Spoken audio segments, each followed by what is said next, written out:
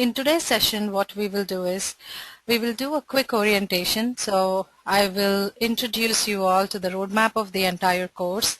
So I'll give you a high-level overview. I'm sure you all checked out the syllabus on, the web page. But here we're not going to go into that detailed breakdown. So I'll just give you a high-level orientation week-wise on what we will do on, starting each week. So we get a better idea of where we are at and what we are going to do next. And then I'll also introduce you to the format of every day's class and give you a few highlights of this course. So to start with my introduction, so this is always the difficult part.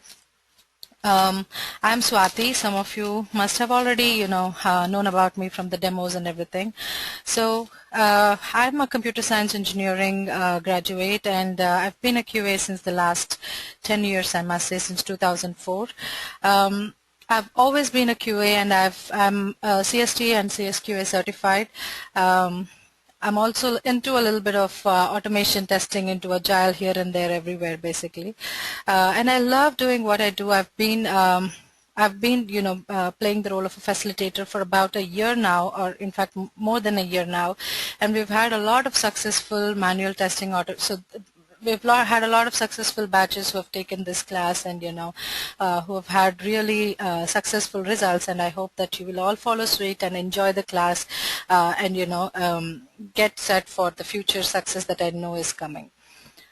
So this class does not have prerequisites, as you all know, so we have pretty much a good mix of both experienced and freshers and people who are not from a computer science background, and that is true of every batch.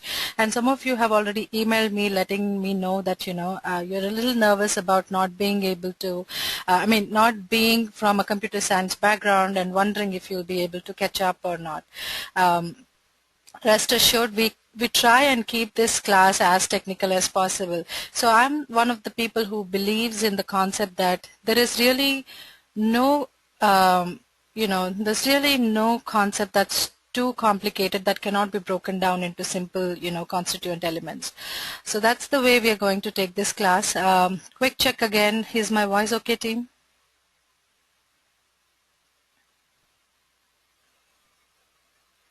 Okay.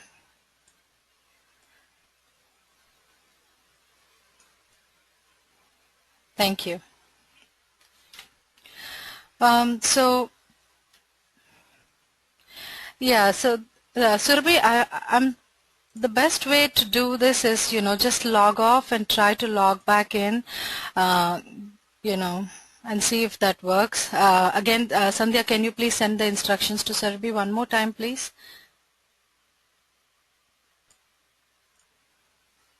Thank you. In this class, we don't take anything for granted. We start from the absolute beginning, assuming that we are all starting from zero, and by the end of this session, we all aim to become proficient in the software testing, manual testing fundamental concepts. Irrespective of what background you come from, this class is going to be, easy to get on with and all those things. So if you feel like, something is not working out, and if you feel like, a certain topic that is in your mind is not being taken in as part of the session, let us know. We'll see if we can, incorporate it or, pay special focus on it so that it will be most beneficial to you all. And the way I like to have these sessions is not really, in the sort of a monologue-based thing. So it's not so there is no restrictions on how often you can ask questions and, how many questions you can ask and what level of proficient questions you can ask. So feel free to ask all your questions. This class should be in the style of a workshop, not necessarily like a webinar. So that's a point of reference that we always want to keep in mind as we go through these sessions. So let me quickly show you the high-level overview of all the topics that we are going to cover. Now, I like to break them down based on the weeks, and I feel like, that gives an overall perspective of what we are going to do in a certain week instead of, breaking it down into small individual topics. So in the week one, we'll try and understand the software development lifecycle models. Now, Software development lifecycle models are nothing but the way in which software gets built. See, there is no reason why two people or two companies or two entities have to build the software in the exact same way. And at the end of the day, software is a product, which means it starts at zero, goes through different stages, and at the end of it, you have a product, ready-made, fully functional, completely done product, or at least an intermediary level of result. So there are different stages. There's a standard process that is followed. Again, standard to a certain extent, of course. So the standard process that is followed by companies in order to build a software and the individual stages in it is called the software development lifecycle. We'll deal with all that going forward. So in week 1, we concentrate more on the software development lifecycle. Now, since we are testers, why is this important? The reason why it's important is because a good understanding of SDLC will not just prepare you to be, just a QA tester. So a good understanding of SDLC will provide us the right foundation to be a well-rounded IT professional. This is especially important because testing is a reactive job, which means you will not be able to test anything until there's a product. And when you report the defects, there has to be somebody who will take over, fix those defects for you, and incorporate that into your final product. So there is a lot of back and forth communication happening here. So if we just learn about testing as an individual entity, we kind of miss out on all of that communication and who are the team members. So this kind of understanding is very, very elementary for us to move forward and understand software testing in a better way. So that is why we start at the very beginning, understand SDLC. There are different models. There's waterfall model, there's V model, and there's also the more, the more current or, the more newer model, which is agile. So the first 3 days, that's what we are going to do. On day 1, we work with SDLC. Day 2, we work with SDLC itself, but it's a different model, the V model. On day 3, we work with agile model. However, when we are working with SDLC, I know that this is not, this is not a core QA concept, but then we'll pay special focus and special emphasis on what QAs do and what is the role of QA when a certain development process is happening, what QAs do, and so we kind of like will pay special focus on the testing team per se.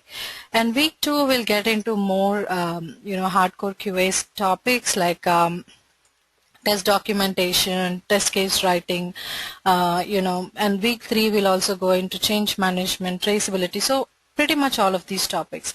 And one more thing that I like to keep, open in the class is the order and the way in which we, deal with the topics. So in week 2, yes, we do have these topics, listed out like day 1, day 2, 3. I mean, of course, there's no day 4 and day 5, but approximately in week 2, we are going to cover all these topics. But again, if we feel like another topic is, makes a logical sense or something like that, we'll try to keep this schedule open.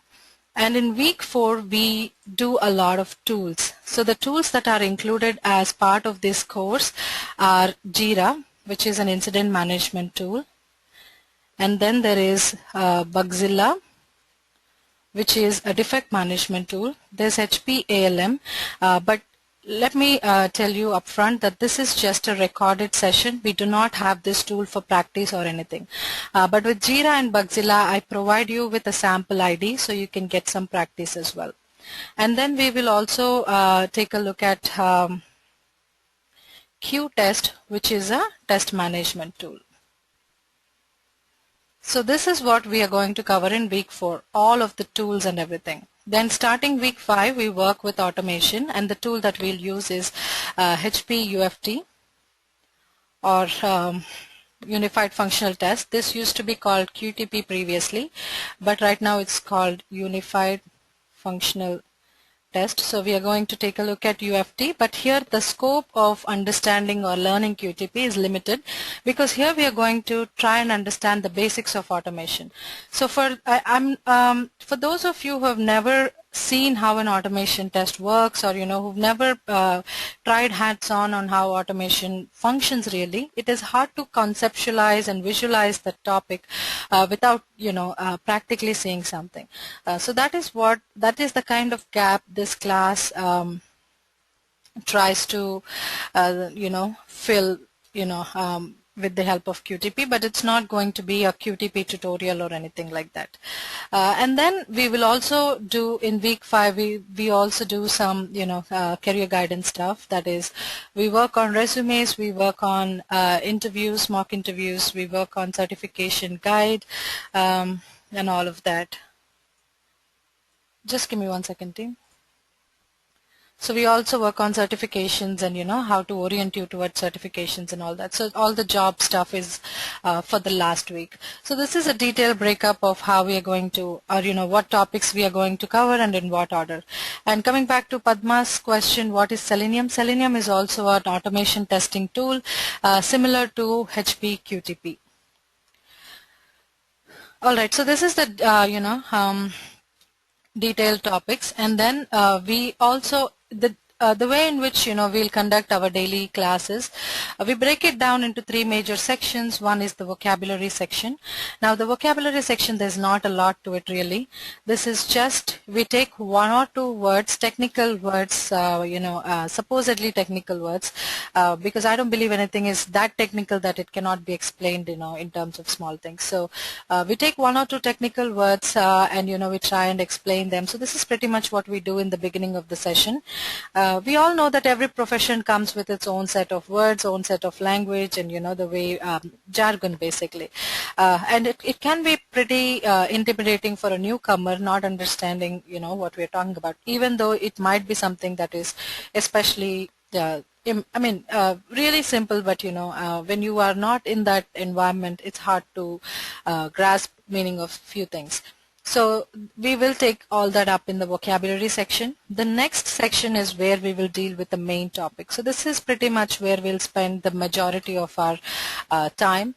And then there is also going to be a practical part to this session, which is pretty much your assignments.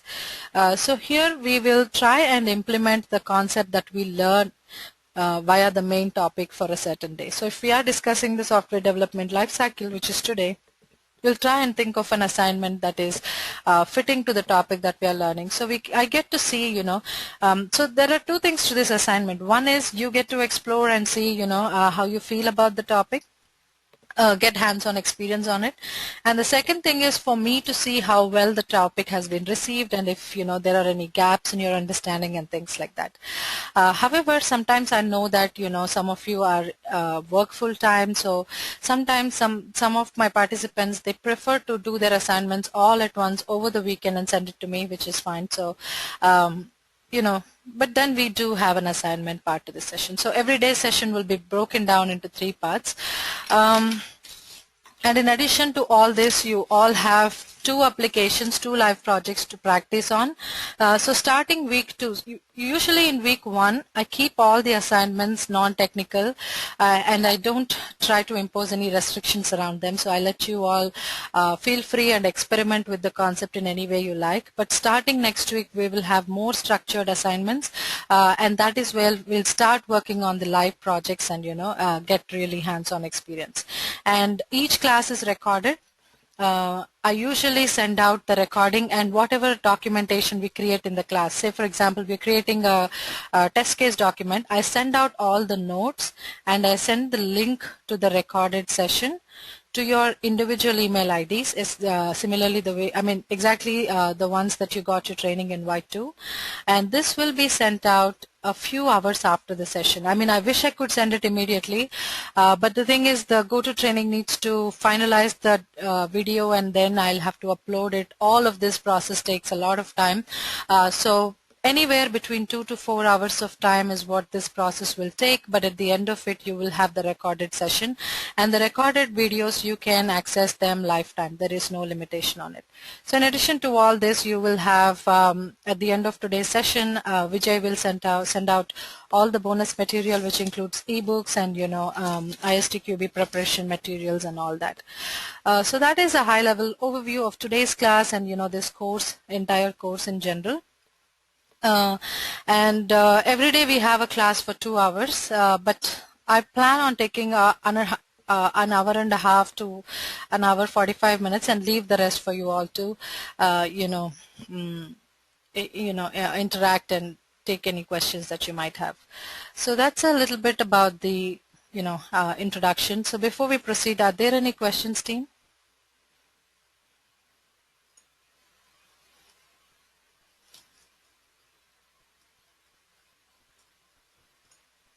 Okay, so if there are no questions, I'll just start with today's topic. Oh, before that we do have a vocabulary, right? So let's get with the vocabulary. Is there any job assistance? So this is the kind of assistance that we provide. So if one of our students have an interview lined up, we sit with them, go over their resumes and everything and help them and answer some questions, give them some pointers. That sort of job assistance is there, but we neither have the capacity nor the right framework to be able to find jobs for you. So that part of job assistance is not available. So as this is covering only basics, is there any step 2 kind of course? Now this is important for, all of the topics that we cover in the class will set you to a level of anybody who has 3 to 5 years of experience in the manual testing field alone. But then if you have an aptitude, or if you want to steer your career towards automation, that is definitely a specialization for which you will have to take a different course. But as far as manual testing is covered, this course is very complete.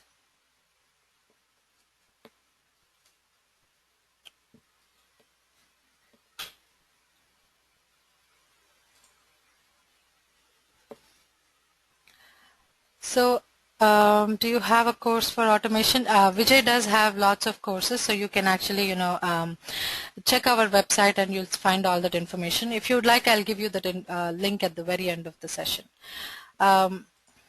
Okay, so I'll just go on with the vocabulary part, but if there's anything else in the meantime, just feel free to communicate through the chat, or if you have anything to share with the class, just let me know and I'll unmute you and we can have a conversation. So I know this sounds lame, and I know this slide might look like it is too basic, but as I said, we don't want to make any assumptions. We don't want to start the course with any assumptions. So that is why we start with defining the very most basic of the definitions here. So when we are talking about what a software is, again, let's take an objective look at what the software basically is. Now a software is, to put it technically, a solution. Sorry about that.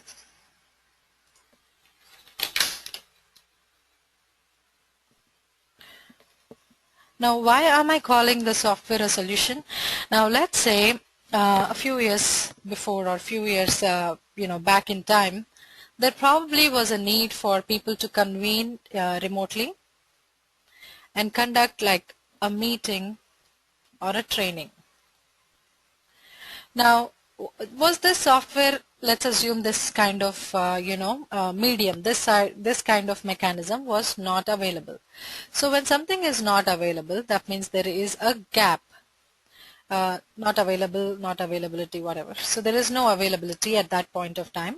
Now, how do we fix the situation? You will have to bring in a software, something like GoToTraining, that lets us convene. Now, what is GoToTraining? At its core, GoToTraining is nothing but a few software-based commands, or it's a software program, or it is code, or a few lines of code. or a few thousands of lines of code, but it is code, it is lines of code, it is an integration with a database, it is an integration with a server. So all of these are elements, but the go-to training software is nothing but a, a program, a code, at its core. But why does this code, or this lines of code exist? It exists because this was a problem. Not having a remote or a virtual training medium was a problem, and GoToTraining, the software that is GoToTraining, is a solution. So anytime a software exists, whether it is in the form of a product or in the form of a service, it always is a solution to a certain problem. So that is something that it is very important for us to understand, because when we do understand this concept, software stops being one abstract object that is hard for us to understand. Because, when we, especially as testers, when we are testing a software, we really don't worry about, how the program is written or what lines of code is used. We are only worried about how well this solution fits or solves the problem. Are there any gaps? Is it failing in some areas? So since our focus is mainly on the solution and how robust the solution is, it is very important for us to understand what the problem is, and and to basically grasp the concept that a software is lines of code at its core, but then for us it's a solution to a problem. Moving on. Project of course is definitely not an IT word. So let's say you wanted to paint your kitchen over the weekend. That becomes a project. Now project is anything that takes some time, effort, and of course expenditure. And this has a point of starting and a point of end. And when you have all of these inputs, you will definitely have an output.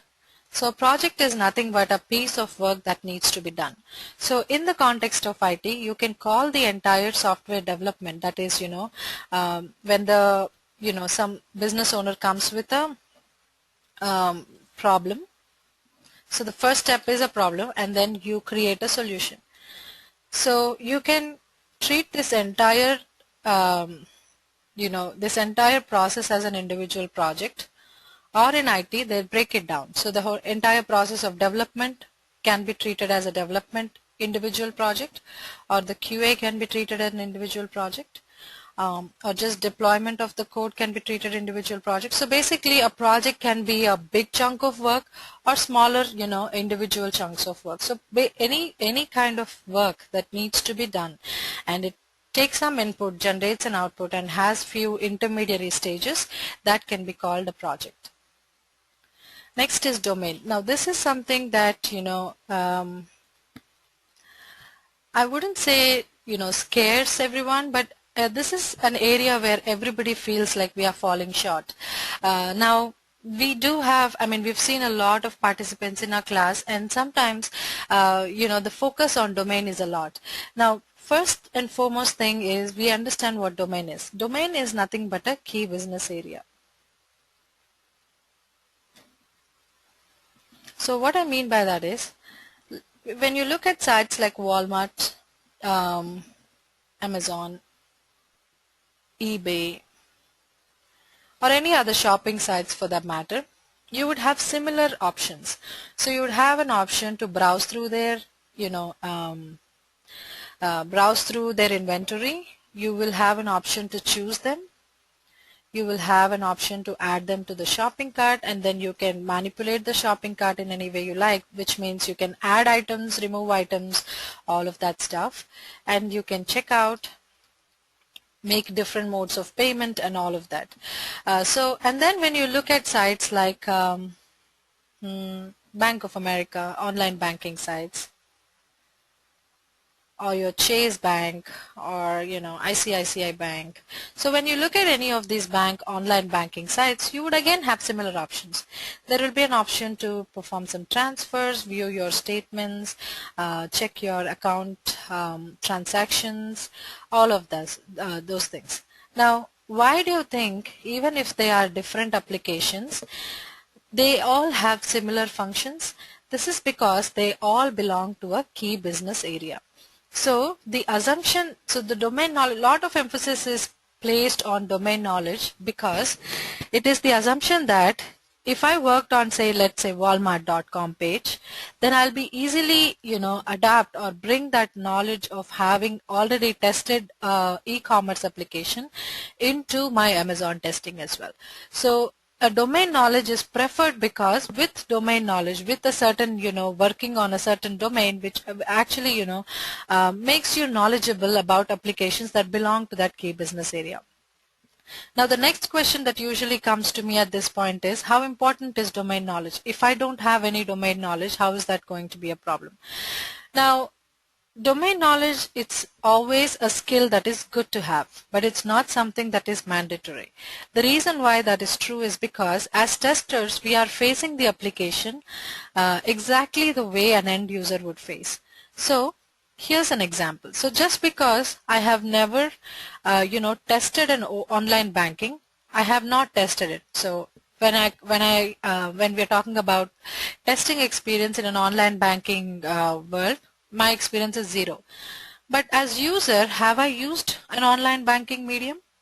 I definitely have. And to actually get by, I don't have to be a domain expert. So if you were to check your, say credit card transactions or a debit card transactions, you really don't have to be a banking expert to do so. So when a user can get by without, carrying that domain knowledge expertise, the same is true of testers, because testers and users, there's not a lot of difference except in the mindset. Users, they use it, they are trying to perform a particular task on the application. But when you're a tester, you are doing the same thing. You're trying to perform the task not because it's something that you want to do, but that it's because you want to make sure it's working fine. So here, as a user, your assumption is that a feature X on the application, say the transfer from of some funds from account A to account B. When you're a user, your mindset is that this will always work. So you're always in the yes framework. But when you are working as a tester, so when you are performing a transfer operation, there is definitely no change in the sequence of steps that you're going to follow as a regular user or as a tester. The only difference is in the mindset.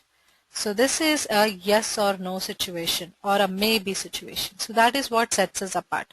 So to be successful as a tester, domain knowledge is definitely not a prerequisite, and it definitely does not hold back from us being effective testers. And domain knowledge is a skill that you will, or it's a sort of it's a proficiency that you'll gain on job over a period of time. And if this is important, especially if you're trying to become a business analyst, or if that's the way in which you want to steer your career. But then nobody becomes a business analyst as a fresher. It's a role that is specific for subject matter experts. We'll go there in a little bit. But domain simply means key business area. The only significance that it holds as far as testers are concerned is that applications belonging to certain key business areas, they all possess similar features, which makes it easier for a tester to test it if they have worked on a similar application early on. Not having domain knowledge is definitely not an inhibiting factor to be successful as a tester. So I'll finish the rest of them and then we'll pause for questions. The next is technology. Now, sometimes, when you are in a professional conversation, you hear questions like, what technology is your project? What technology is your application? Now, there's really not a lot of, depth to this. All that this simply means is the technical details around which your software is built. Like, for example, if Java is used as a programming language, and if the database that's used is DB2 or SQL Server or any other, database that's being used, and they're using an Apache Tomcat or some sort of a web server. And if there are other technical details. So all of these technical details are the technology that your application is built around. The next thing is platform. Now this is slightly significant because, as and when we keep going further into our careers, you will be using a lot of tools like Bugzilla, Jira, and all of these. And when you read these tool specifications, they'll tell you the platforms on which these work. So without the knowledge of what platforms actually are, this kind of information might not be exactly as clear as it should be. So platform is an important thing to understand, and it's really simple. So platform is the target system configuration. Now you'll see applications having different installations and different ways in which they behave for different different target systems. Say for example you have Windows, you have a Mac, or you have an with the with the coming of mobile applications, you might have an iOS 5 or any other Android or any other different target system configurations. So all these different target system configurations is called the platform. Now different softwares are built to run in different platforms. For example, HP QTP, which is a test automation software, this will not run in any platform other than Windows. This will only run in the Windows target system. So when you're talking about your application, when you want to understand what platform this works in, so they'll give you a certain configuration. So this application will work in Windows 8, 9, or I mean there's no 9, but Windows 7, 9, 8, or they'll give you those specifications. So the platform is all about the target system configuration where your application would run. Which brings us to the last one in our list, which is testing. Now we all know what testing is, correct? But when it comes to software testing context, what I really like about the definition of testing is that this sets the scope of what we have to do as testers. Now help me out here, team. Give me your opinions on what you think is testing. So use the chat window, please.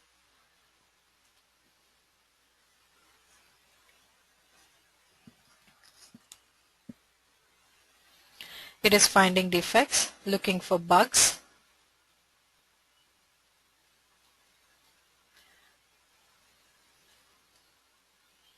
auditing, customer satisfaction. It is to test functionality.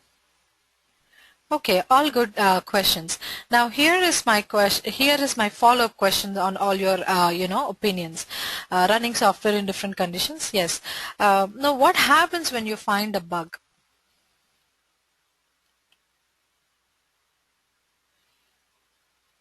We report it. We document it. Okay. Report to developers. Okay.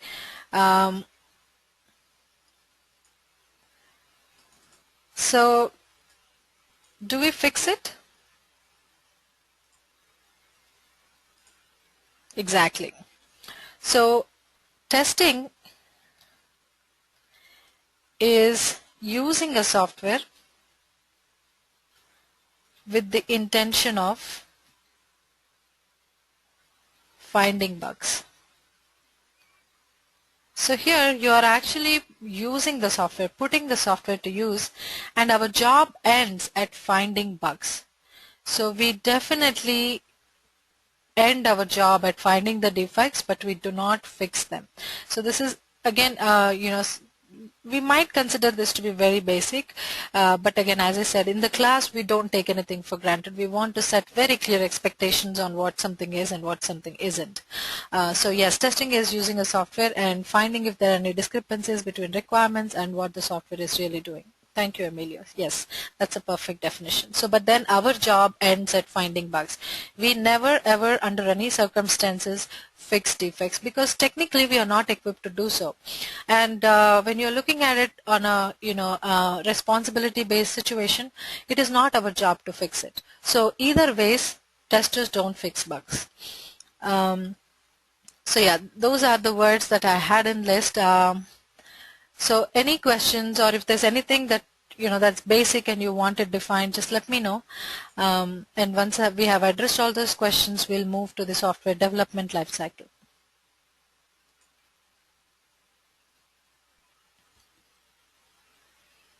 So are you all with me so far, team? Is everything making sense? Great. So let's move to the development life cycle, but in the meantime, if you have questions, as always, feel free to let me know. Now, as we talked about earlier, software development lifecycle is basically the sequence of steps that every software follows from the time it starts being a problem and till the time it ends becoming the solution. Now, whenever, see again, this is something that, I find useful. So whenever you hear life cycle, so this morning I was reading about HP Agile Manager, and there they were talking about release life cycle and backlog life cycle and all that. So some of the common ways in which you can easily understand the meaning of what the concept is about is, anytime you hear the word life cycle, this is talking about the beginning to end. So if it is talking about a release life cycle, so release is nothing but a particular project. So if we are talking about a release life cycle, when we are discussing the topic release life cycle, we are going to talk about everything that's part of this release, starting with the beginning till the end. So following suit, we have software development life cycle. Sorry. Now, software development lifecycle is talking about the time the software starts as a problem till the time the software ends up, or the end product, which is now the solution, and the intermediary stages that are part of it. Now, usually there are 6 phases in the SDLC, and those are initiate, define, design, build, test, deploy. Now, before we go there, let's talk about how does the initiate even begin, because we are talking about all of these steps in the context of IT. When the project comes into the hands of a software builder, this is where it all begins. But before that, I think it might be useful to set a little bit of context on how does SDLC even begin. So anytime you're trying to understand how IT works, or how projects get built, it is important to understand 3 main stakeholders. So there's a client or the business owner.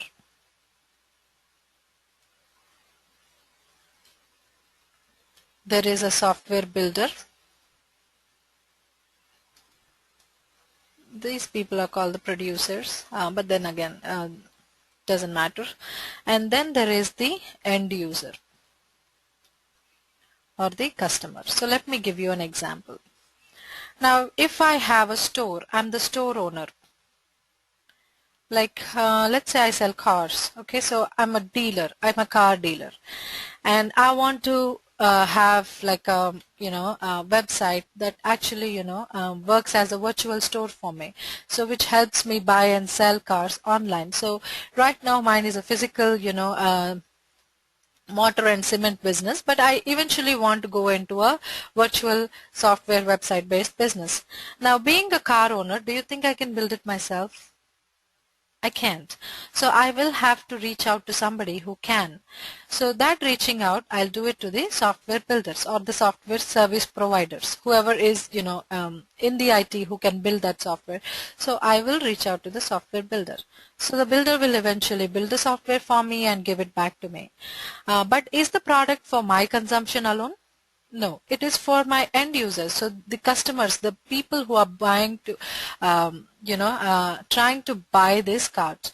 So these are the 3 entities that are always a part of a software system. So right now we have the business owner, the software builder, and then there is the end user. Now, before the SDLC even begins, the business owner realizes that he has a problem on hand. That means he needs a software to be built either to function as a product or as a service. So they do have a problem on hand. Now, when you have a certain work to be done, do we just hand it over to the first person you find? So if you have to buy like a laptop, do you just walk into any store and pick up any one of it that you see?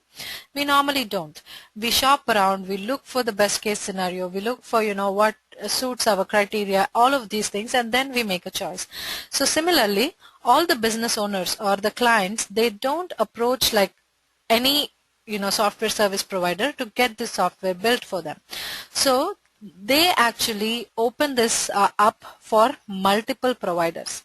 So they publish or broadcast this information that, hey, this is what I'm trying to build, this is what I need help building, and these are the few details. So the business owner, being a car owner, in our example, probably will not know how to design the site, what kind of elements to use on it. They probably don't know all that, but they will give you high level information that the site should be available both on web and on mobile.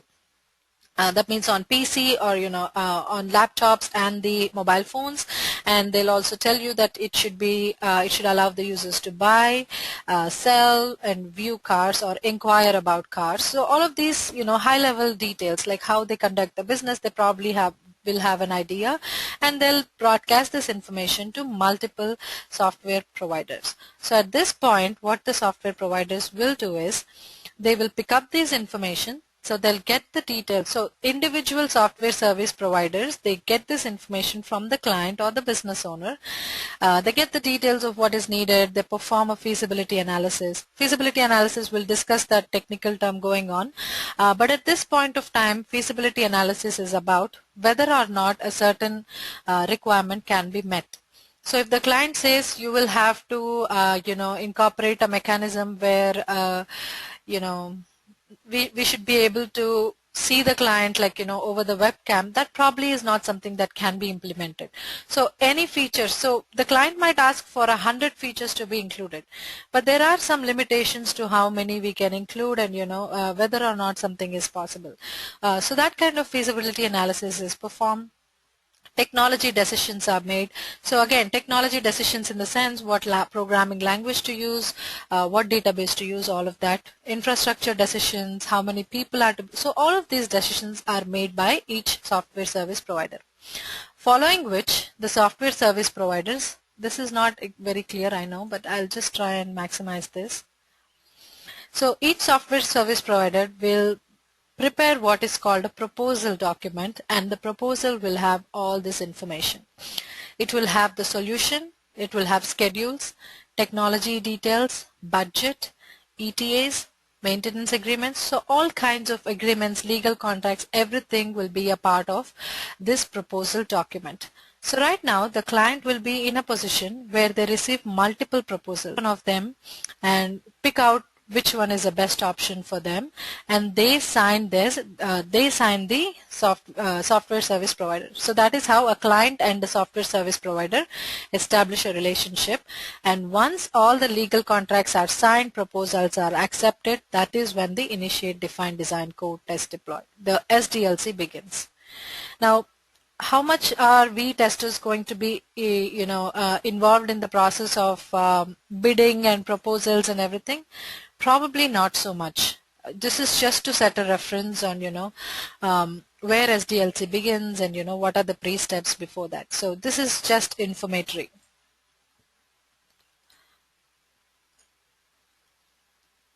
So once all those pre-steps happen and the SDLC begins, the very first stage is initiate.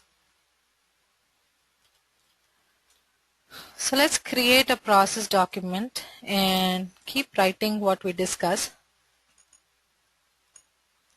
So SDLC is a process. Process in the sense it has a few steps, it has few inputs that go into it, and it generates a certain output. So whenever we discuss processes going forward in the class, we'll create a process document, and process documents should have mandatorily the input. That means when to start.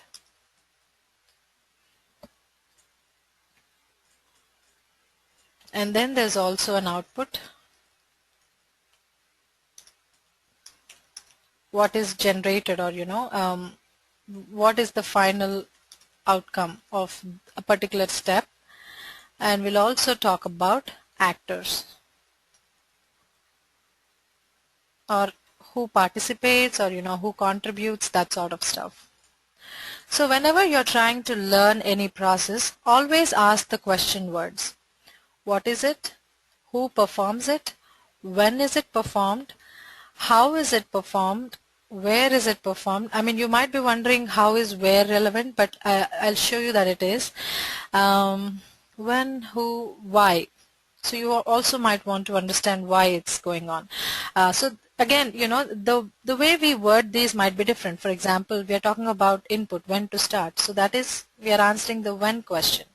What is the output? That means, of course, we'll discuss that later. So in the output and, when we're discussing what, all of these question words are going to get answered. So this is a great way to learn any process.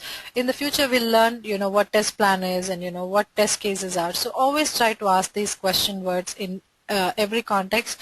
And, there's a lot of information that can be obtained when we do this. So let's get started with what the input is for us to begin the initiate step. Now, initiate step is one of the first steps that happen in the project. See, the client has given you a few, high-level details. So they have told you, hey, I need a site that conforms to so-and-so standards.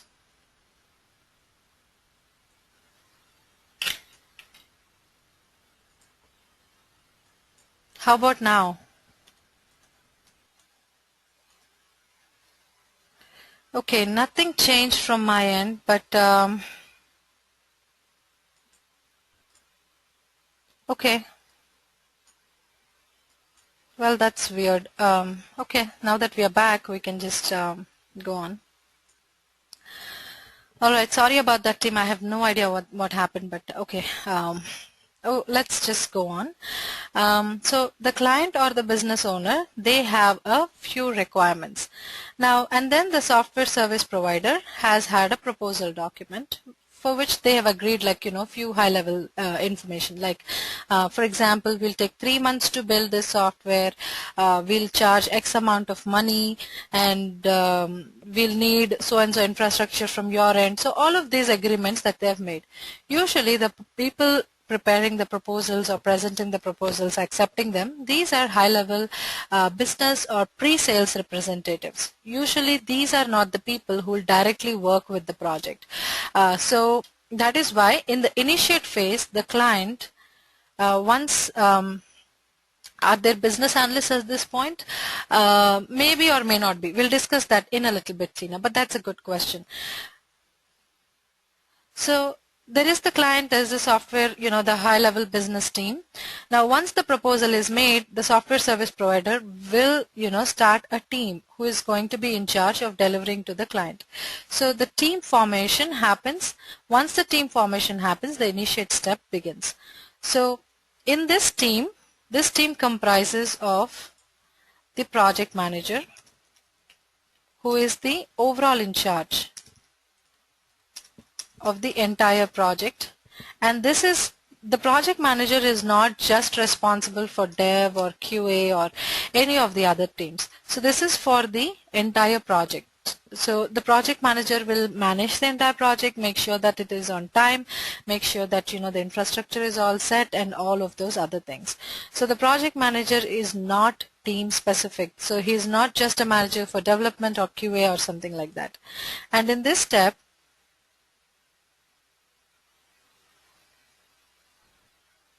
why always keep high-level question?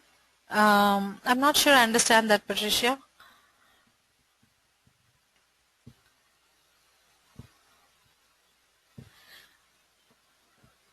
So then there is the, let me know what you mean and I'll try to address that.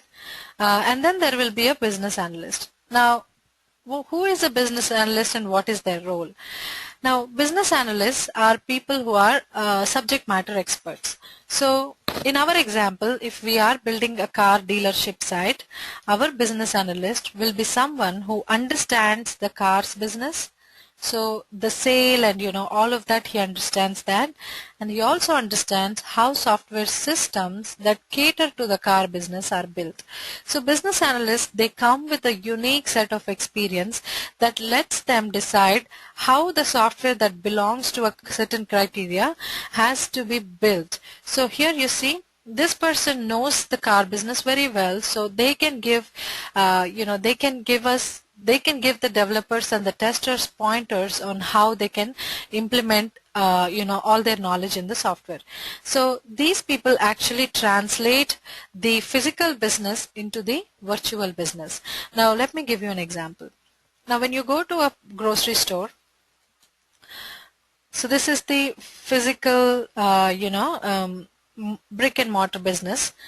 So when you go to the grocery store, what do? We browse through the aisles, we pick and choose stuff that we want, we place it into the shopping cart, we go to the checkout counter, we pay, and we are done basically. So these are the steps that we take. So if it is the virtual web-based application like store.com, let's say this is the virtual web-based application. So don't we all do the exact same things even in the virtual business? Now it's basically the business analysts who design these sites, or who come up with a solution. So this online system, we have established that it's a solution. So the problem right now is, in the store.com, you will have to provide a means to browse. You'll have to provide a means to pick stuff, to add it to the shopping cart, to check out, to pay. So all of these aspects have to be formed into a solution form that can be incorporated into your software and told to the developers. Now, grocery store is something that we use every day. But what if it's a much, much specialized business like healthcare or health insurance? Now, clearly, as regular users, we don't have insights into that kind of business. So, business analysts are subject matter experts, or SMEs. They are simply called SMEs. SMEs stand for subject matter expert. And they have a lot of expertise on the core business area itself. So based on their understanding and based on the client's needs, they develop what is called a business model, and they give that to the developers in order to implement. So it is the business analysts who design the application. I mean, design in the sense, I'm not talking about how the menus have to be placed, not that. So we're actually making a virtual equivalent of a physical business. So how does this business model get formed? It is through the business analyst. So as I was saying earlier, sometimes I get participants who say that I'm a beginner and I want to become a business analyst. Now there is very rarely there is a chance that freshers get hired as business analysts. The reason being, business analysts are expected to be experts, and expertise that comes is something that comes with a certain years of work, or with a certain amount of work that you put in. So that is business analyst. So are you all with me? Does this make sense so far, team? Okay, sounds good. So at this point of time, the project managers and the business analysts, they meet, or they are in touch with the client. So the client, the business analyst, and the project manager, all of them, they sit down and they talk about the application. So we talked about how the client's initial requirements are sent to the management team, and they prepare a proposal and send it out.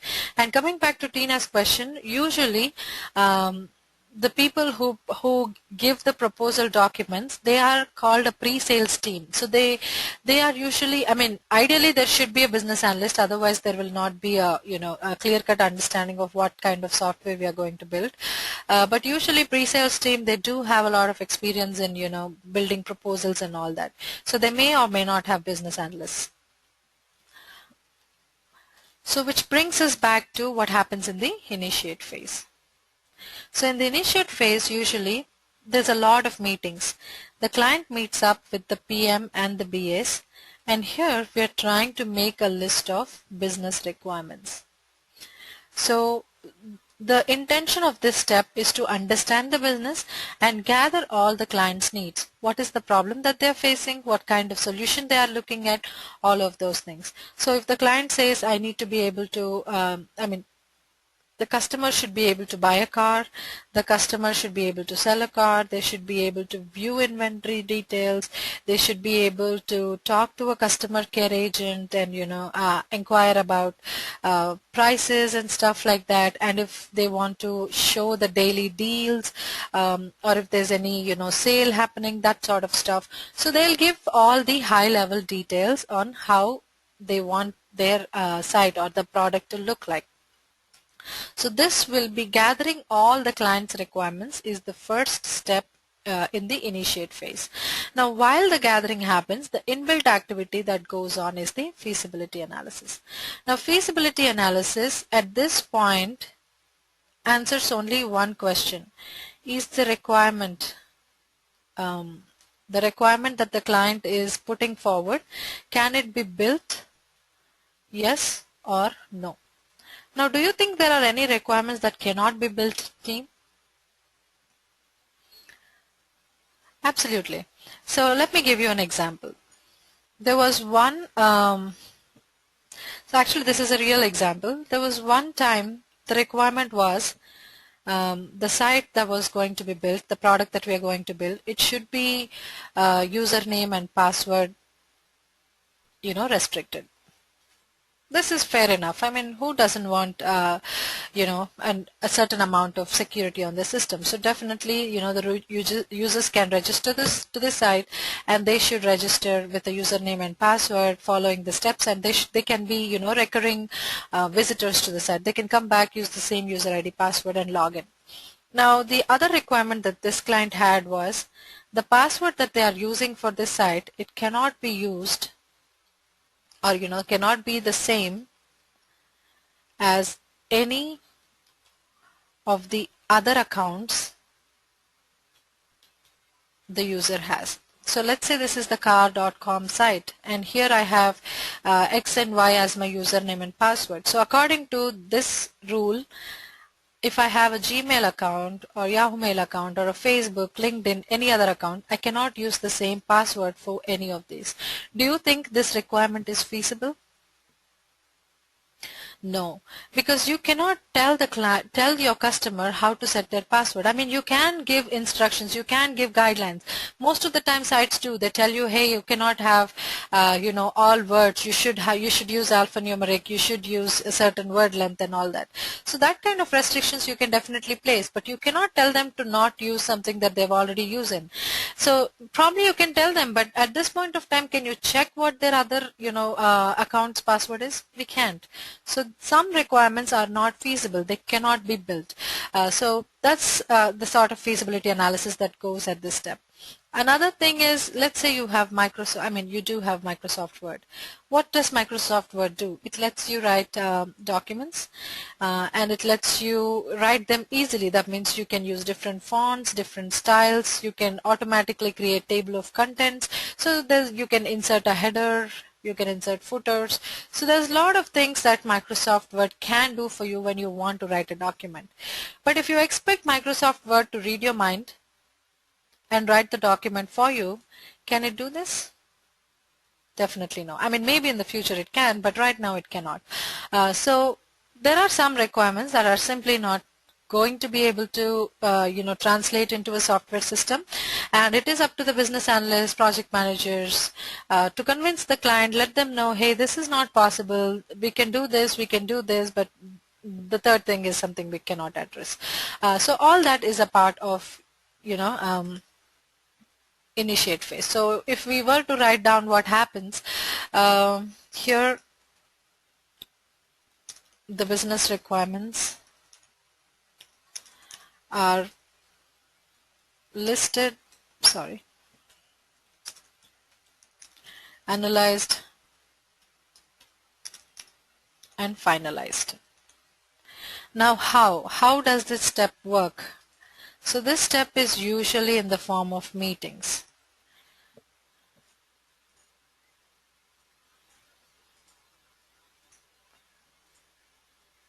And the input to start this is when the proposals are accepted and the agreements are made.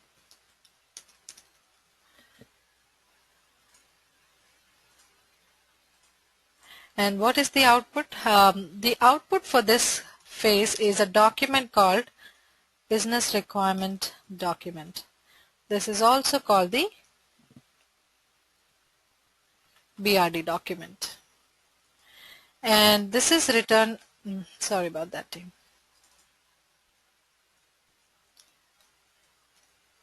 This is predominantly documented by the business analyst. And also the project manager. There is a secondary outcome to this step. and that is generated by the project manager. The project manager creates a project plan. So the project plan will include information like, exactly what dates we are going to start, which step, and how many team members we are going to have, what are their individual roles and responsibilities, all of that high-level project dates, team members, the effort estimation, all of that is part of your project plan, and the owner of the project plan is the project manager. So the project manager will create a project plan. So we addressed all of these, the majority of it, and going forward if we have anything else we can definitely include it. So this is pretty much what happens in your initiate phase. So you can say that the scope is defined in this step. So to what extent are we building? See, for example, the client might have like 10 requirements, but due to budget reasons or due to time restrictions or whatever it is, the software company only takes on 5 of these requirements, will not build all of them. So it is very important to define the scope and get an agreement on it. So you might say, hey, these are the only 5 we are going to take care of right now. Is that okay with you? So that kind of scope being finalized is something that happens in the initiate phase, and that's one of the most important things that is, to be done and to be out of the way before we move any further. So any questions so far, team? Alright, so the next step is the define step. So the define is where we start to work with the business requirements and move on to making them functional requirements. Now what is functional requirements and what we are going to do? Usually in the software development lifecycle, the model that we are seeing right now is called the waterfall model.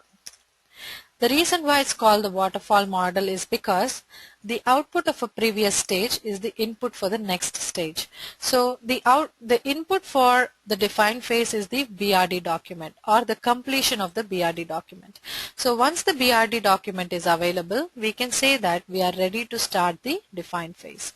So we'll talk about what the output is, but before that we'll talk about what happens in the define phase.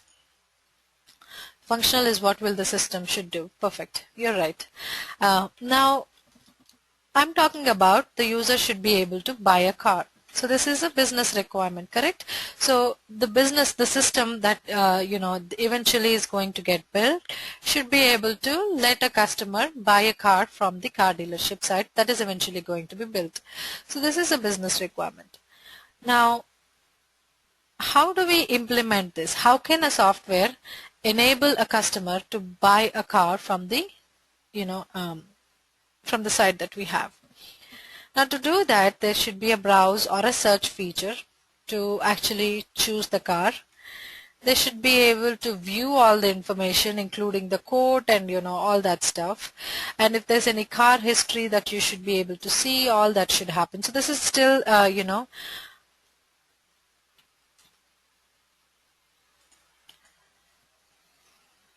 Still cannot hear me, team?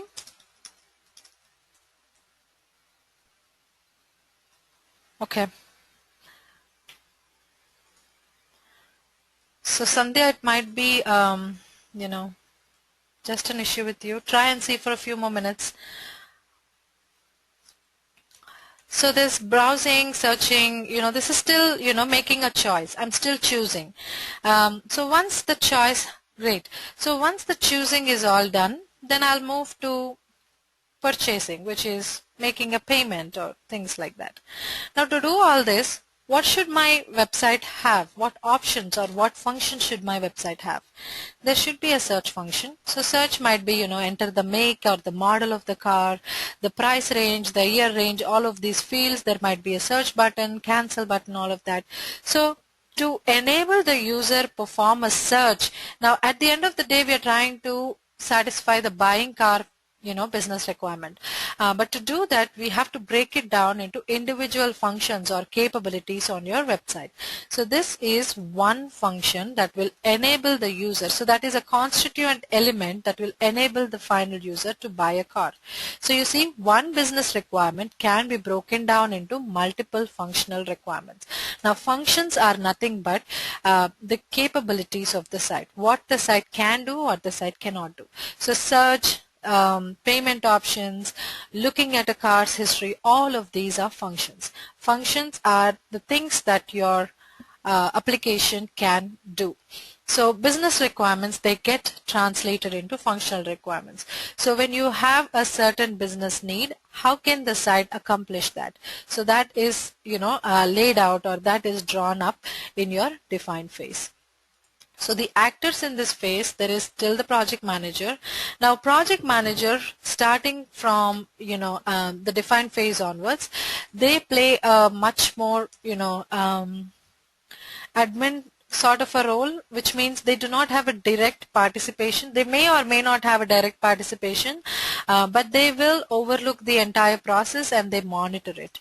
And then the business analyst plays a crucial role in this step, and the developers are involved. And starting define phase, the client is not involved in the waterfall model, because they'll let us know what needs to be done, and now it is the task of the software service providers to actually make the software happen.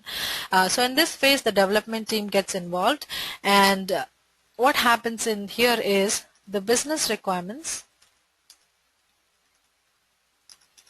are broken down or translated or transformed, whichever choice of words that you want to go with.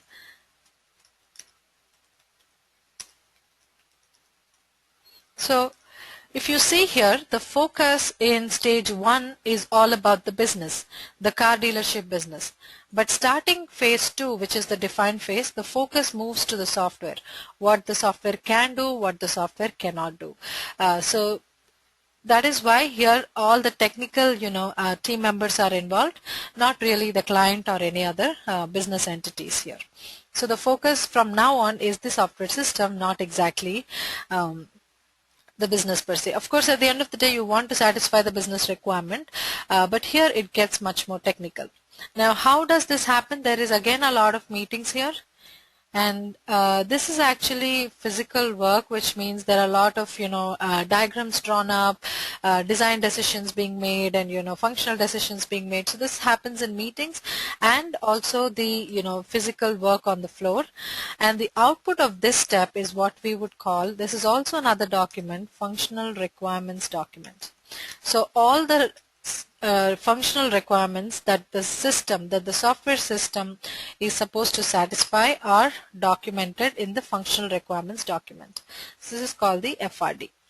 Now functional specifications or functional requirements document is also called functional specifications document.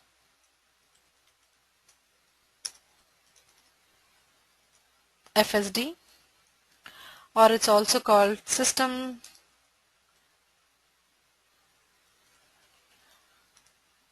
requirement specification, SRS. So all of them mean the same. Different teams address them differently, but this is pretty much the same. So this is the output of the define phase. The next phase is the design phase, and clearly following the waterfall rule, the FRD is the input. So the output of the previous stage is the input for the next one. Following that rule, the input for the design phase is the FRD document. And what happens in the design phase is three things actually. One is the physical, the look and feel of the site is designed. That means, see, if you're looking at the go-to training console, it has few options placed in a certain strategic way, right? So how are all of these options placed, in what guides those decisions? All of those things are determined in the design phase. So basically, the physical structuring of the elements or the functions on the site is what goes into the look and feel decisions. The second thing that happens in the design phase is basically the designing the database structure. Now if you see the applications there is more to what you're seeing on the screen. Say for example, you're accessing your online banking account. So you're trying to look at your account transactions. Now these transactions are originally stored in a secure database. But how are they appearing on your web page?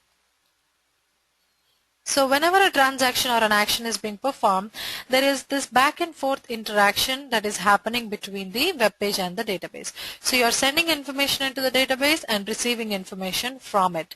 So this interaction can be very, very smooth and successful only if the data is organized correctly. So if your system, when it is looking for transactions, has to search in your database and the data is not organized correctly, this transaction is going to fall apart. That is why the database structure has to be designed in a way that it enhances easier retrieval and all that. Now this is something, again, may or may not be done by developers themselves. Sometimes when the data is very critical, complex and composite, the database structuring is done by DBAs or database administrators, data architects also.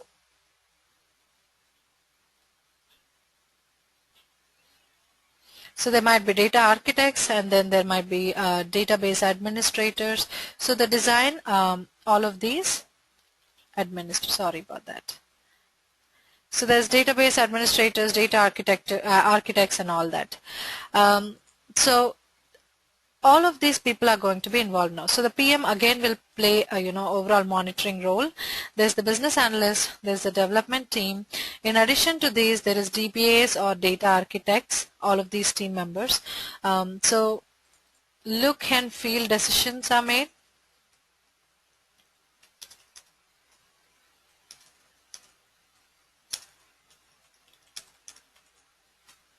And database structure is defined.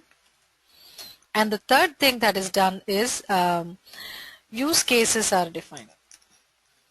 Now use cases are nothing but, we know that there is a search feature on the site, correct? Now how can this search be used in how many different formats?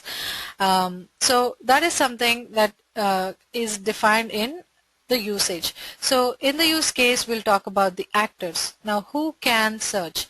So the administrators can search, can only the registered users can search, can visitors, that means unregistered users, can they also search?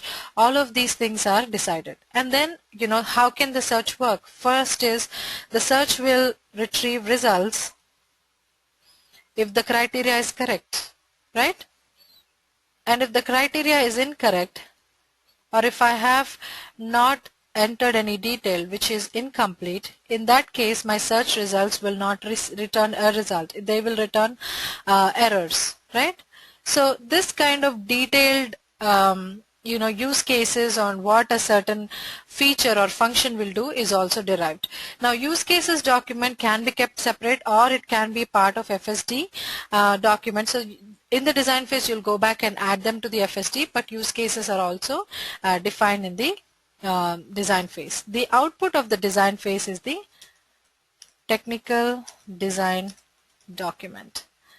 So TDD will contain, now use cases are defined, but these are incorporated into your FSD. So they are not incorporated into your TDD, but in addition to both of these, a technical design document will include details like this.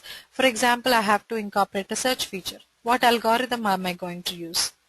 Now what Java class do I use? So all the technical implementation related details to be consumed by developers while they are building this system are also made part of your technical design document. Now this is also in the form of meetings and work, lot of work actually. This also is a very important step. Now there are some questions, let me take that. Can you tell more about the database? Actually database is a huge topic in itself, so if you have a specific question about database I can take it. Otherwise, especially for day one, it might become a topic that is slightly overwhelming if there are any beginners. So if there's a specific question, specific topic, let me know and I'll take it. Deepti's question is, so the tester will know each and everything from initiate process.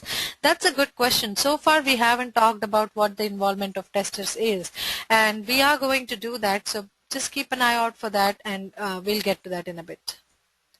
So can you tell about use case? So use cases are basically defining how a particular, functionality will work on your application. Again, this is slightly premature to look at use cases, but I will, we will have a document on use cases, and we'll actually, try and work with it going forward. So use case is just defining how a particular functionality will work. Now, if I just tell you that there is a search feature, the only thing that we think about search, especially as a user, is um, you'll just think that a search feature will just search based on the input that we provide to it. But even though this is the primary action, there are other things. So if I don't provide a correct input, it should give me an error. If the data does not exist in the database, it should behave in a different way. So all of these are different ways in which the search can be used. So all of those different scenarios or situations are documented in your use cases.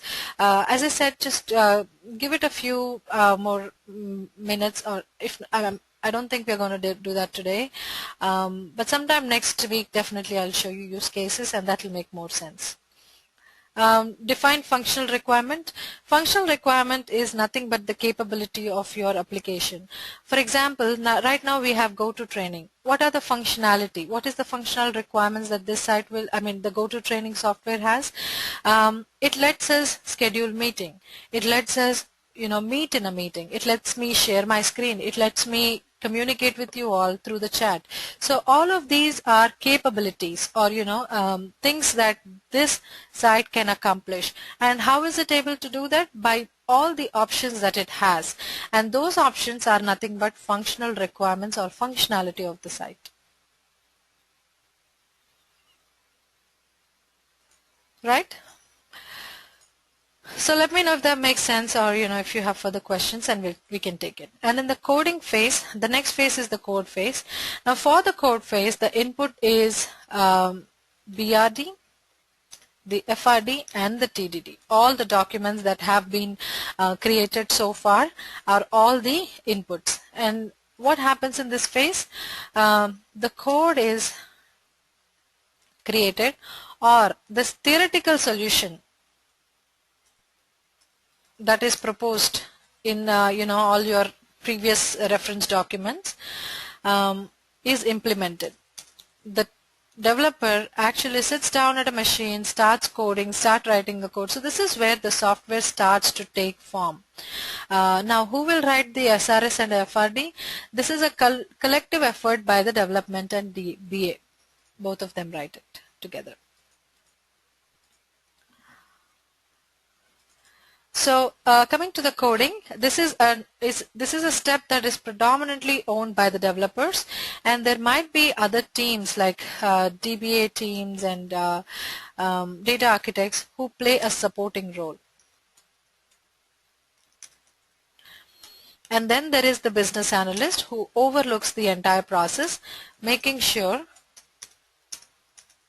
that the software being built is in line with the business requirements. So finally, it has to satisfy the business needs. So BA will also overlook, not a major role, just a slight overlooking role. Surbhi, your hand is raised. Did you have a question? Does tester need to do coding work as well? No, but we'll talk about that in a little bit. So was that all? Okay. So these development team is, plays a major role, and here the coding is all done, and the software, the output of the coding phase is the software ready to be tested. And this is all, again, physical work, that is the actual programming and all of that goes into this step. There is always meetings in an IT framework, but the meetings are considerably low once the actual work begins. Now the next step is test. Finally, right? So test is where the software gets tested, because in the previous step the software is ready to be tested. So we have the input is the software that is ready to be tested. Here the QAs play a major role, the QA team, quality assurance team, or the software testing team. Now if anybody is wondering why I keep referring to the software testing team as the QA team, we'll discuss that tomorrow, because that's a part of one of the main important topics that we do have on schedule. So the test phase is where the software testing team gets involved, or the QA team gets involved, and we test the software. At this phase, what do we have? The output of this phase is the software that is tested and ready to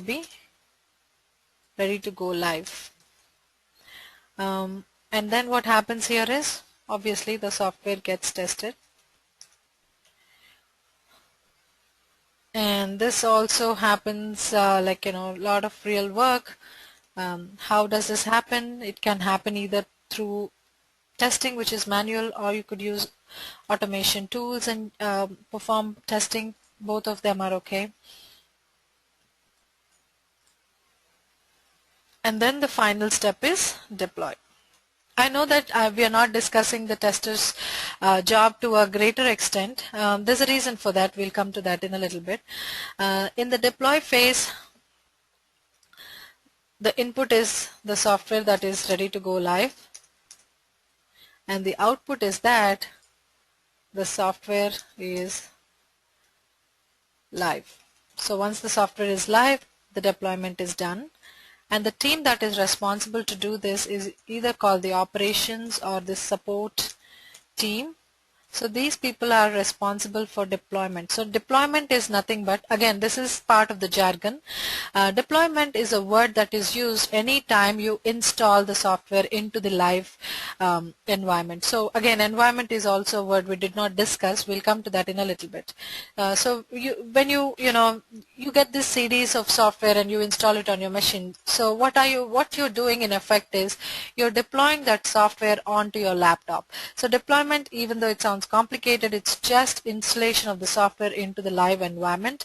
Again, what is environment? We'll discuss that in a little bit. So what happens here? The software is sent live, and how? Again, there are code deployment tools and all that, but we don't need to go there.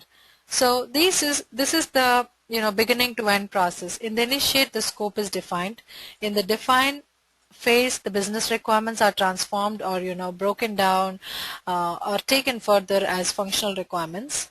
The functional requirements are again elaborated technically. The design decisions are made in the design phase, and then the code is created in the code phase. The software is tested in the test phase. Once all the preliminary stages are done, the code is sent to the live environment, which means it is deployed. That is what happens in the deploy phase. So this is once the project is deployed and the software is live, it is available for its end users or customers to consume or put to use in any way they see fit. So this is the software development life cycle from the beginning to the end. Any questions, team? Are you all with me so far?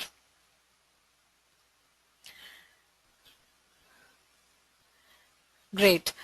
Now, so this is waterfall. How different is it from the agile model? That's hard to answer in a single sentence. But if you could just hold it for 2 more days, we will deal with agile on Wednesday. But the reason why we are discussing waterfall model is because no matter which model of development that people are going to follow, at the end of the day, the software more or less follows the same sequence of steps. So let me give you an example. Can we start writing the functional requirements if we don't know the business requirements? So we always start with business requirement. We move on to functional requirement, and based on that we make technical decisions. Based on that we start building the code, and then we test it, and then we send it live. So this sequence of project development, it does not change no matter what methodology that we are using. But then there is a lot of claims, and there's a lot of discussion in the market saying how waterfall model is different from agile model and all that. But waterfall model is really the core fundamental concept, and slight modifications, implementation changes are made from one model to the other, but at the core it's all the same. So that is why I find it very important for us to understand the waterfall model first, and when we move to agile, I'll show you how in agile also there is inbuilt reference to waterfall, except that it is slightly implemented differently. So we'll definitely deal with that, but probably now is not the time. And then Tina's question is, FRD, FRS, SRS are all the same. Yes, they're all the same. They are just referred differently in different teams. That's all.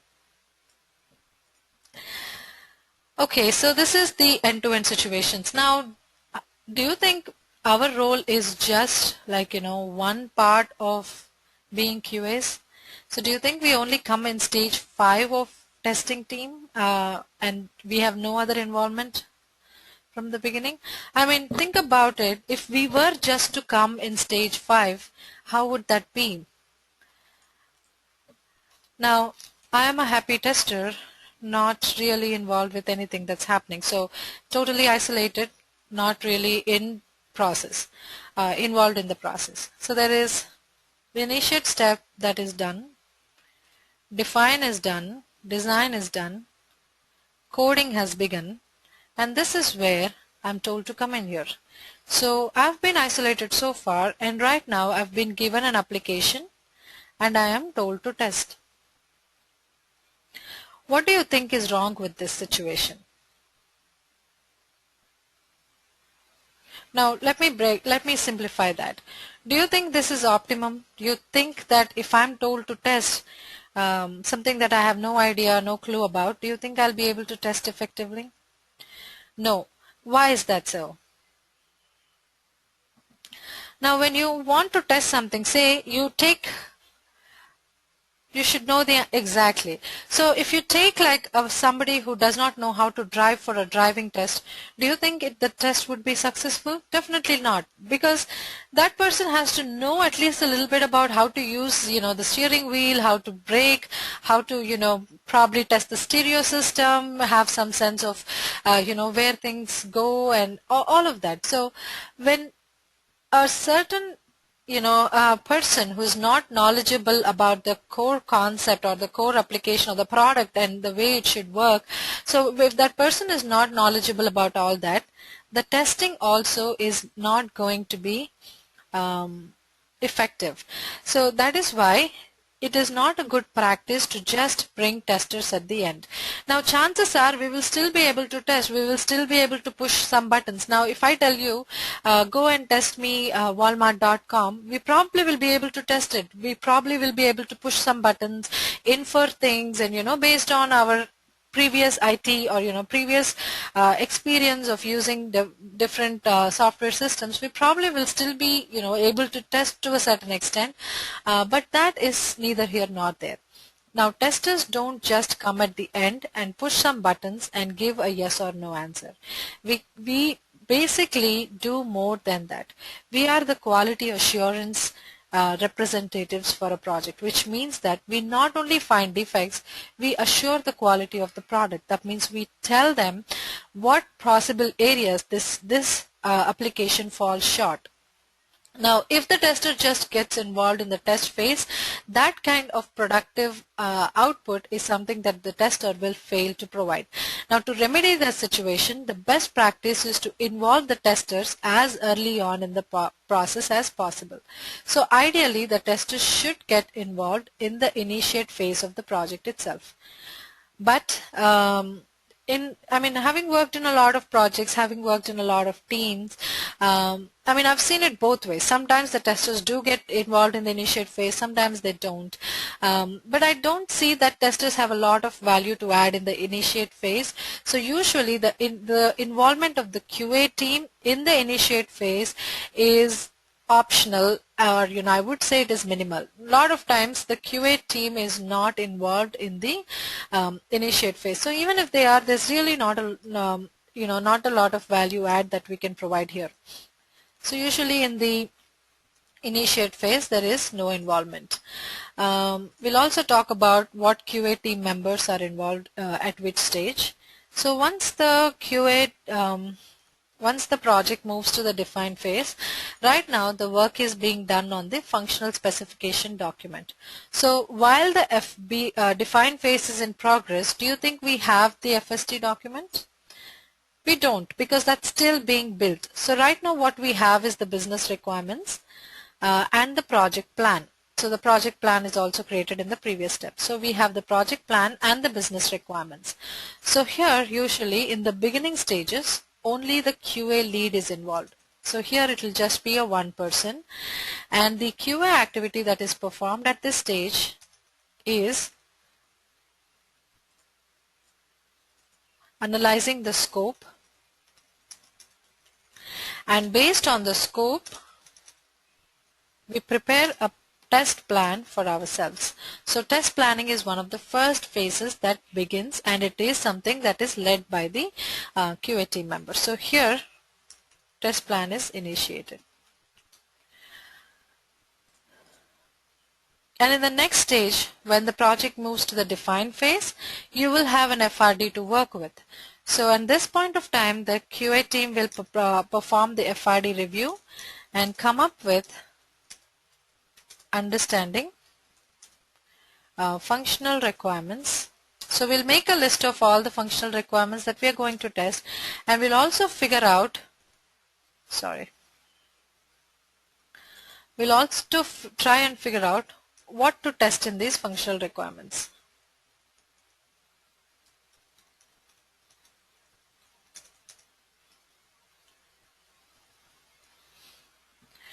So we will identify what to test and figure out, we'll identify the requirements and we'll figure out what to test in them. So at this point of time, we'll prepare something called the test scenarios. So we'll talk more about that technically, what test scenarios are. But say for example, you are given a Gmail application. So you'll figure out what are the features. Like it lets you send the team, like it lets you it lets you send an email, it lets you send attachment, it lets you receive emails, all of that, correct? So these are the features. Now what would you test in there? What kind of attachments is it allowing you to send? So in detail you are going to make a list of each and everything that you'll test in each of these features. Now here the entire QA team is involved. So usually FRD documents are can range anywhere from few tens of documents, few tens of pages to few thousands of pages. I once worked for a railway client and their FRD was 1,080 pages. I remember that exact number because it was a huge document, and to really scroll in Word it used to take a few minutes. It used to freeze for a few minutes. It was that big and cumbersome. So FRD documents can be pretty huge. So the entire QA team is involved at this point. So they review, identify functional requirements, and they kind of like break it down, identify what to test, all of that. And the QA activity here is again the same thing, and you will come up with test scenarios. And as Patricia pointed out, once we identify the test scenarios, we know the testing scope. So what are we going to test and to what extent? We know the testing scope, which means we'll be in a position to better plan how much time it will take to document and how much time it will take to actually test. So all of this information you will incorporate into your test plan. So at this point also the test plan gets updated and the test scenarios are written. So that is the QA activity that goes on in this stage. And the third stage is where the coding is happening. So in the coding phase, the QA team, again the entire team is involved, will perform test documentation, test data gathering. So to test a particular application, you need to write what we call the test cases. So so what are test cases, how do we write them, all that we'll see later. But QA team will write test documentation, and this will give guidelines on how to test. So we will write test cases which will give guidelines on how to test. We'll gather the data that is required and all that, and that is when we get ready to test. And the next thing that happens is the testing phase itself. And here we have the application under test, AUT. We perform system testing, which brings us to the next question. What is system testing and what other forms of testing exist? So we'll take that in a little bit. Now here what we do is we test the user from the perspective, we test the application from the perspective of the end user. And to do so, we use the test cases created so far in the earlier steps. And this is where we identify defects and let the developers know and all that. So we do all that activity. So again, the entire team is involved. Now once done, we provide a QA sign-off, which will pretty much certify that the product is ready to be used. So sign-off is nothing but a kind of approval that we provide, saying that, hey, we tested the software, we find it fit to use, so go ahead and you can go ahead and deploy it. So once that's done, the QA team's involvement is done. So this is how the QA team is interspersed with the rest of the SDLC activities. Now, test scenarios are to identify what to test, and test cases how to test it. Yes, that's perfect, Emilio. Now, since this is, this is how the QA team is involved, and these are the activities that QA team will do in parallel, the next thing that we could discuss at this point is the different stages of testing. Now, the different stages of testing are unit testing, integration testing, system testing, and UAT testing. Now, unit testing is, see, IT teams work is done, as a team, not as an individual. So usually developers, they collaborate. So each one will probably break it down into a certain module. Hey, I'll work on module A, you work on module B. So some sort of that kind of work distribution mechanism takes place, and each developer, once they have a unit of code, a certain piece of code that can work as an autonomous unit and that can function. So we will discuss more in detail on what unit testing is, integration testing is tomorrow. But when you have a certain piece of code that will accept a certain input and produce a certain output, this is generally called a unit of code. So when individual units of code are developed, the developer will test their individual units of code, and if there are any problems, they'll fix it. Now, the reason why developers perform unit testing is because, what if I find let's say there are like 10 lines of code, and I found an error in line 2 or 3. Now, how will I fix this? Can I fix it? Will somebody else fix it? Or, can the QA team fix it? Now, if the QA team is going through these lines of code, do you think I will be able to fix it?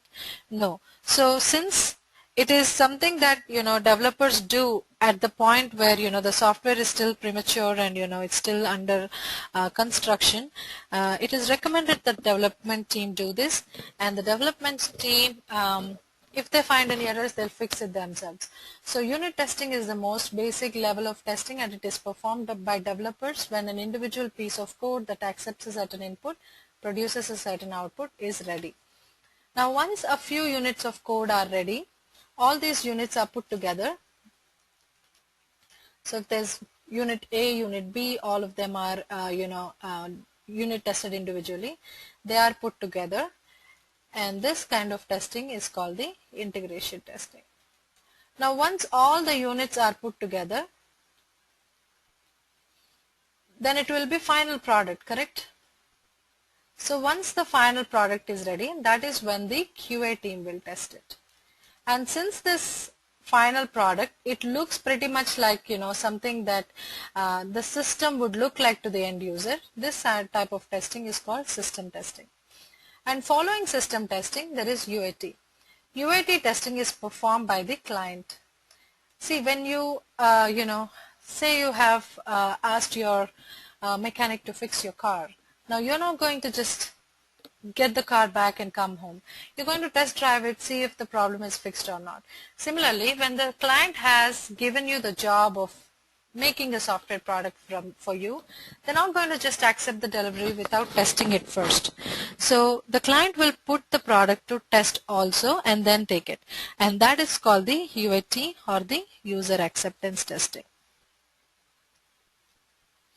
So usually the test phase that you're seeing here, this involves both users and clients, and if the client is involved, that is UAT, or the user acceptance testing, and when testing is performed by the testing team, that's called the system testing.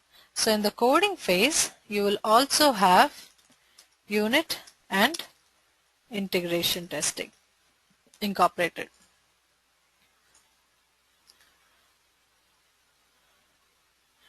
So yes, so first the individual modules are tested, Patricia, and then they are integrated or combined together, and the integration testing is done. Unit and integration testing are performed by developers. System testing is performed by QA teams like us, and then UAT testing is performed by the client, which is the end user. Now another thing that is important to understand is, we talked about where earlier. Where does this form of testing happen, or where does any of this happen? So that's something that we kind of did not discuss so far. So let's talk about that in a little bit. Now Deepti's question is, does the client side also write the test cases? That's a good question. Testing is always performed based on test cases. Now, do you think the client can write test cases? Do you think they are like technically equipped to do that? They're not. So that is why they will tell you the aspects of the application that they are interested in testing, and the QA team will provide the test cases for them, which they will execute. So they don't write test cases, but they still use test cases to test. In any case, UAT is a separate topic that we will discuss in much greater detail. But the answer to your question is no, they don't write it, but they use it. The QA team writes it for them and gives it to them. Yes.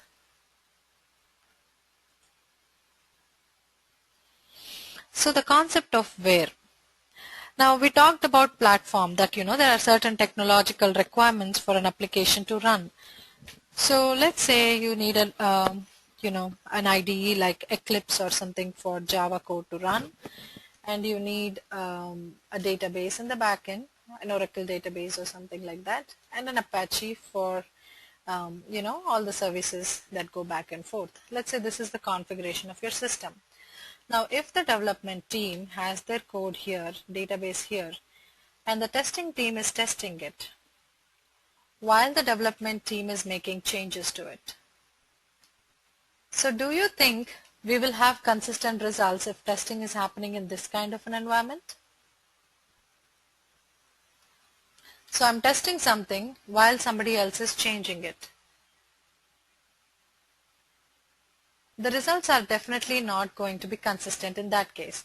That is why usually the physical, the requirements, if the physical, the physical entities that are important are separated out for development, QA, and production. Production is for when the application goes live.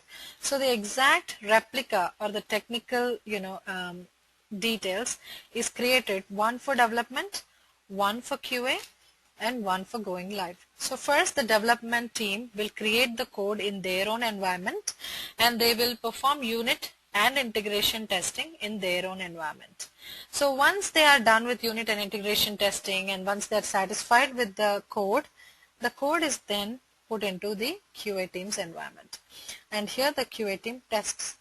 And once the testing is all done and we figure out it's all fine, then the application moves to production environment. So the environment is nothing but the hardware and the technological requirements that are required for a software to run. That is replicated, or different instances of it is created to make sure that everybody has an isolated situation to work with, and the results, I mean, it's just a mechanism to make sure that we don't get into each other's way, the developers and the QAs and the end users. Now most companies have at least 3 of these environments, but they might have more depending on the size of the project. So at least 3 are mandatory. Now where does system testing, where does unit testing and all of that happen? They all happen in the development environment. The system testing happens in the QA environment, and the UAT can happen either in the QA environment or in the production environment. So the users might decide to actually first send the application live and then test it, or they might want to test it while the software is still in the QA environment. So if the UAT is happening when the application is still in the QA environment, that's called alpha testing. And if the UAT is happening when the application is in the production environment, that's called beta testing. Now we'll discuss more on this later. But for now this is just enough to understand. Tina's question is, does changes which the developers make get saved or affect the code in real time? If there is this sort of an environment separation, it does not. But if there is no environment separation, then it definitely does.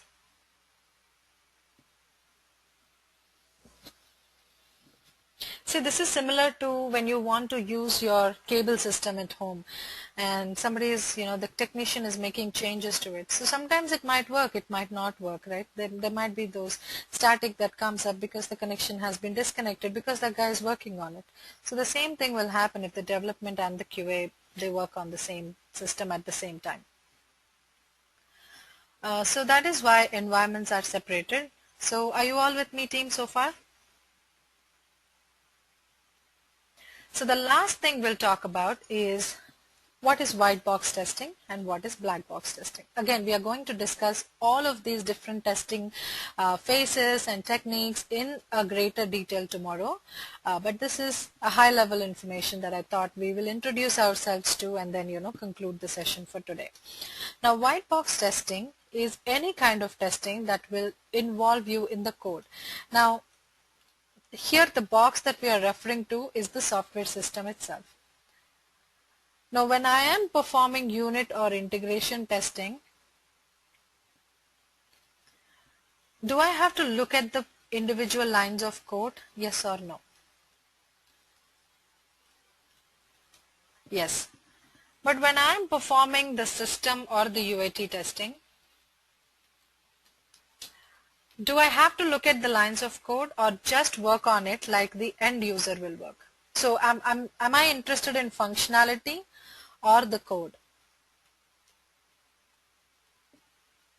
Just the functionality, not the code. So for us, all of this software system is just a black box.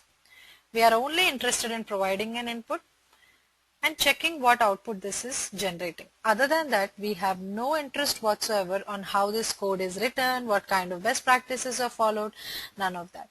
So the kind of testing where you don't look into the code, you just treat all the code as a black box, that is called the black box testing techniques. So system testing and UAT are black box in nature.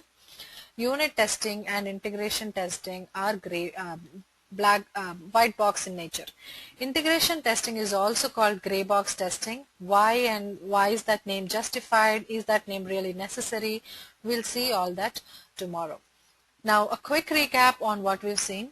This is exactly the reason why I really like SDLC to be the first day's topic, because it introduces us to all the different team members. So right now we know that in a software development environment or in a software service or in a software IT related software project situation, you have the project managers, you have the clients, we have the business analysts, developers, QA team. The QA team will have their own QA lead and the team members.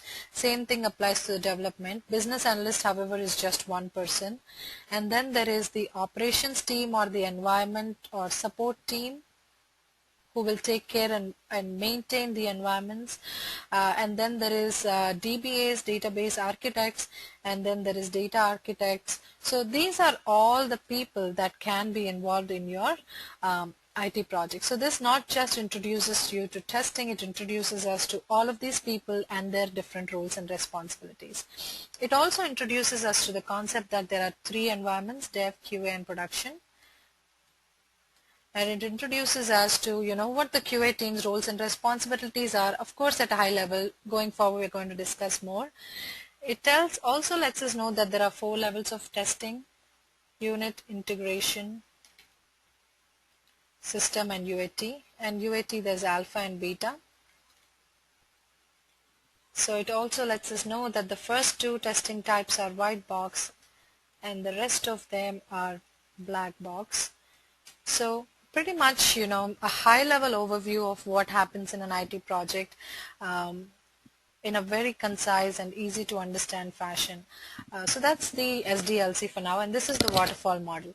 Clearly, this model has its own shortfalls, and that is the reason why, newer and more different approaches and different kinds of models are coming up in the industry.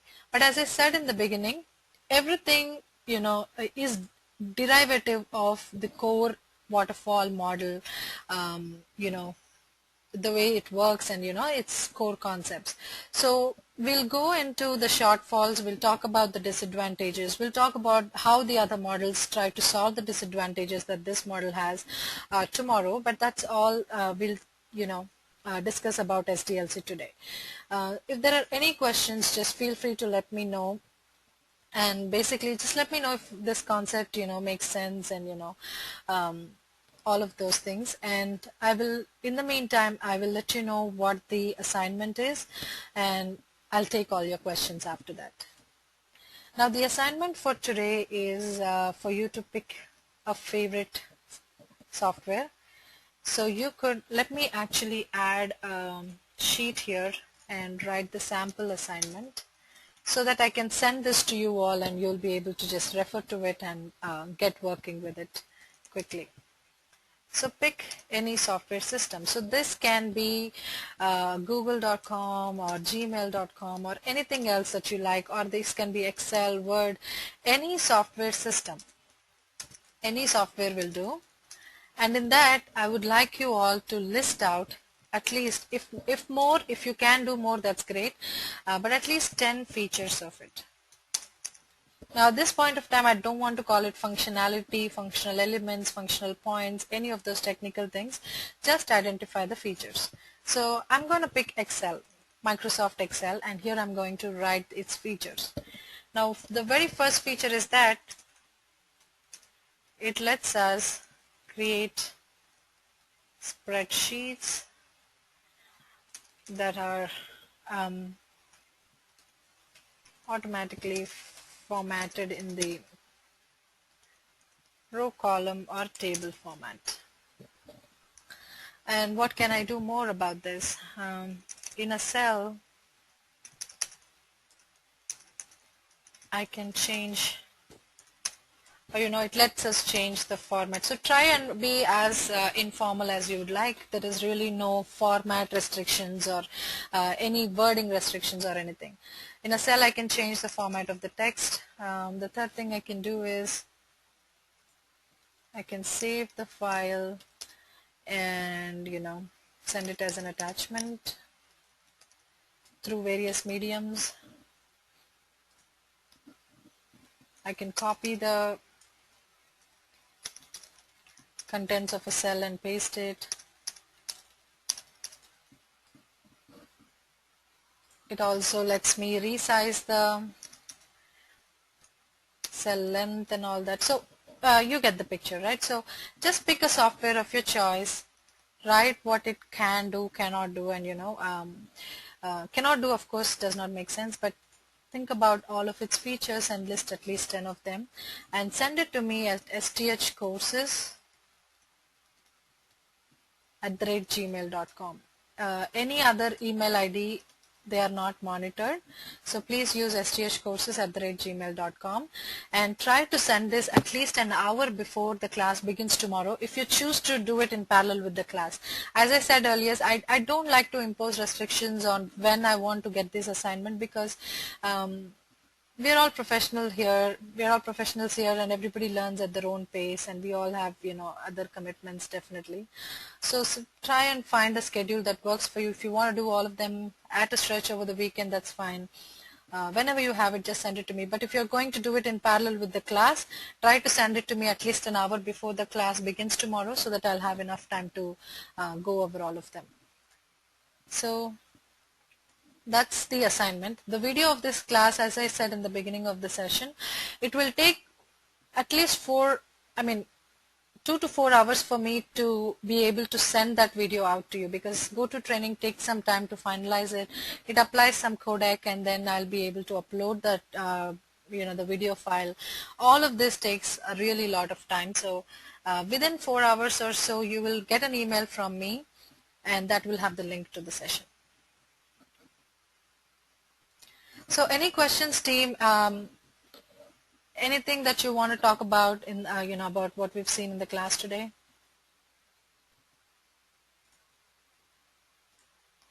So I'll also send this document out. I'll send the training plan. I'll also send these pre-SDLC steps. As I said, we're not going to be involved, but just for an FYI basis, you all can take a look at it and come back if you have any questions. So I hope you all had fun in the class today. Let me know if there's anything in the format or the style of the class that you would like to see changed.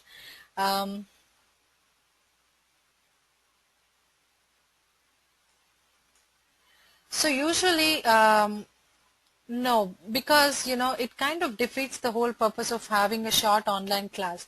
We are not going to go in brief about what we did in the class today. However, the topics are all interlinked in a way that one flows into the other.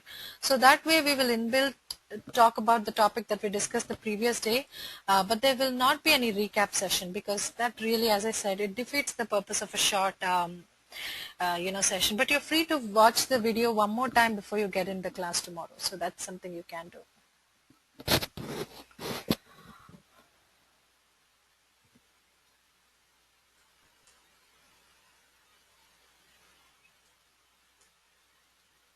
Sure.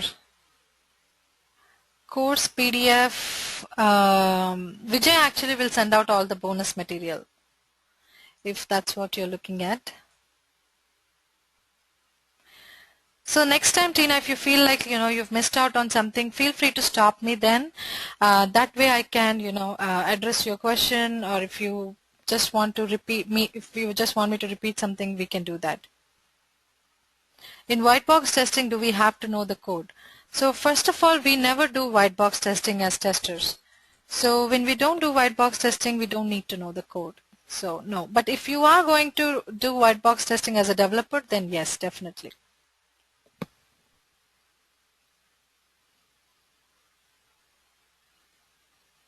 Thank you, Patricia. I'm glad you liked the class.